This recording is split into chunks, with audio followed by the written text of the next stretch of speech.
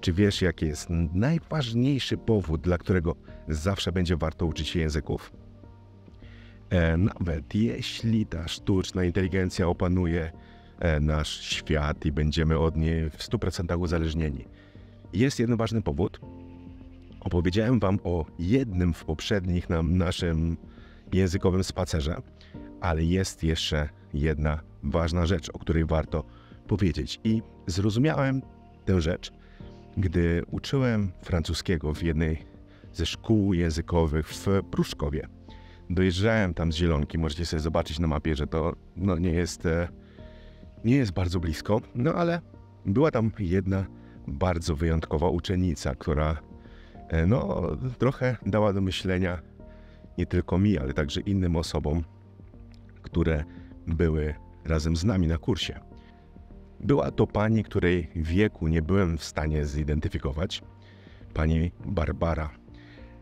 Wiem tylko, że uczyła się francuskiego po raz pierwszy w liceum przed wojną, II wojną światową, czyli możecie sobie policzyć już lata. I jak nam powiedziała, jej prawnuczki zaczęły śmiać się, że zapisała się na zajęcia z francuskiego, prawda? Więc jeśli ktoś ma prawnuczki, które wiedzą, co to są zajęcia francuskiego, to też nam wiele mówi. I my wszyscy byliśmy zaciekawieni, dlaczego pani Barbara zdecydowała się na takie właśnie podejście. I ona powiedziała historię, która naprawdę wywarła na mnie ogromne wrażenie. Powiedziała: wie pan, ja mam już swoje lata i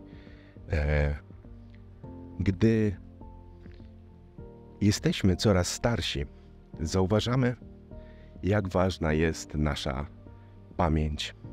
Bo czy nie jest tak, że jesteśmy tym, co pamiętamy? Mamy wspomnienia, zwłaszcza w moim wieku. Ja już nie mam tych przyjaciół, nie mam członków rodziny, którzy towarzyszyli mi, gdy byłam dzieckiem. I dziś pozostały po nich tylko wspomnienia, ale widzę, że one zaczynają się zacierać. Ja coraz słabiej pamiętam tych ludzi, coraz słabiej pamiętam wydarzenia, coraz bardziej doskwiera mi to, że mój mózg się starzeje. Więc poszłam do doktora i on powiedział mi: możemy na szczęście zrobić bardzo dużo w tym temacie, ale musi pani ćwiczyć mózg.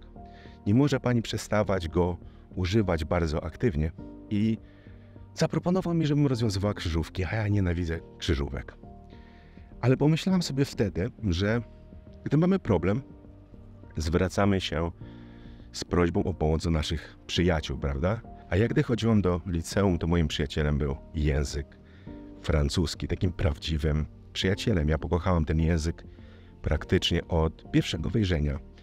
Zafascynował mnie jego piękna melodia. Wszystko, co jest z nim powiązane, było moją wielką pasją, więc pomyślałam sobie, skoro jestem w takiej sytuacji, że muszę ćwiczyć mózg, to zwrócę się do mojego przyjaciela, do języka francuskiego i on mi pomoże. Więc postanowiłam zapisać się na ten kurs, bo chcę ćwiczyć mój mózg. Chcę, żeby on nie wyszedł z wprawy. I rzeczywiście pani Barbara podjęła bardzo dobrą decyzję, bo nauka języka dla naszego mózgu to jest coś wspaniałego. Rozwija każdy obszar, bo z jednej strony mamy i logikę, z drugiej mamy melodię, mamy emocje związane z tym, że mamy kontakt z całym światem poprzez języki obce, prawda? Więc tutaj pani Barbara rzeczywiście podjęła dobrą decyzję. I tak myślę sobie teraz, że gdy jestem już coraz starszy i widzę, jak ten mój mózg zaczyna się zachowywać, że właśnie nauka języków, nawet jeśli kiedyś nie będzie już zupełnie potrzebna, bo komputery przejmą całą komunikację, będziemy dzięki sztucznej inteligencji mogli porozumiewać się w dowolnym języku teoretycznie, poprzez kliknięcie przycisku, który będzie na żywo tłumaczył to, co mówimy. Nawet jeśli to się wydarzy, to warto będzie nie pozostawiać naszego mózgu samemu sobie. Warto będzie poszukać tych przyjaciół językowych, czyli języków obcych, które staną się już mniej obce, staną się, jak to się mówi, nie ma języków obcych, są tylko języki niepoznane, prawda? Więc warto się będzie z nimi zaprzyjaźnić po to, żeby rozwijać nasz mózg, żeby rozwijać naszą pamięć, bo zastanówcie się, czyż nie jesteśmy tym, co pamiętamy. Jeśli dzisiaj zapomnielibyście wszystko ze swojego życia, czy bylibyście tą samą osobą. Także jest to ważne takie przemyślenie, które gdzieś pozostawiła w mojej głowie pani Barbara, jedna z moich ulubionych uczennic w historii mojej pracy w szkołach językowych. Natomiast rzeczywiście daje to dużo do myślenia. Jest to, wydaje mi się, najważniejszy powód, bo komunikacja może się usprawni, ale nasz mózg musimy ćwiczyć, a nie ma lepszego ćwiczenia niż nauka języków obcych, prawda?